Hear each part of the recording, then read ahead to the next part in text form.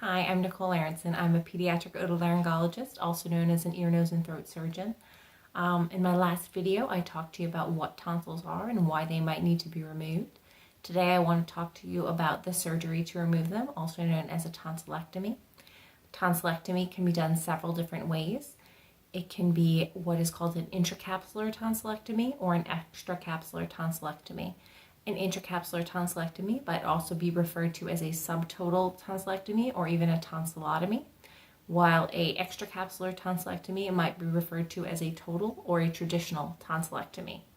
What the difference between those is that in the intracapsular, the tonsil is shaved down, leaving a 1 to 2 millimeter rim of tonsil tissue that overlies the underlying muscle, and in an extracapsular tonsillectomy, the whole tonsil is removed around the tonsil's edge or capsule.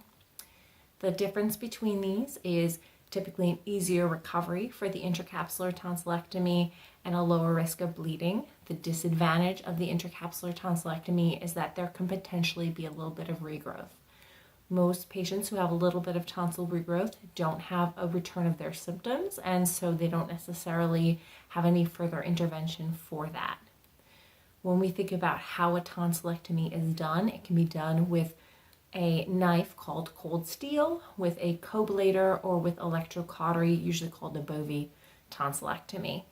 When studies look at bleeding rates and pain, it seems to be relatively similar between different techniques, and one of the big factors is kind of how many of the surgeries the surgeon has done. So if one surgeon does a lot of cold tonsillectomies, their bleeding rates are usually comparable to another surgeon who does a lot of Bovie tonsillectomies.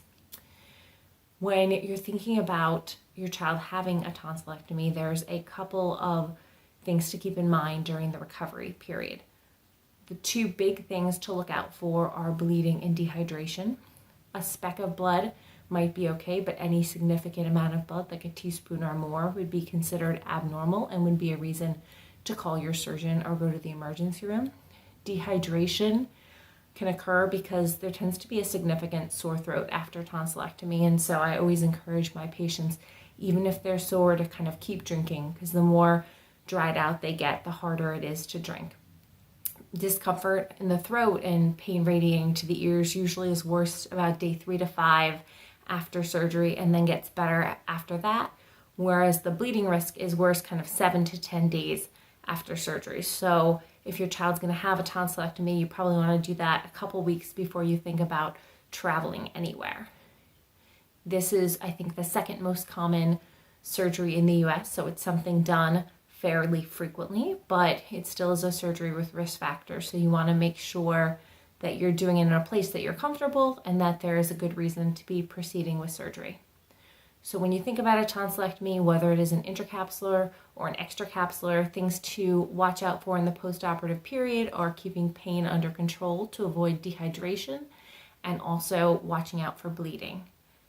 Thank you so much for listening. If you want to hear more of these videos, please subscribe to Dr. Nicole Knows.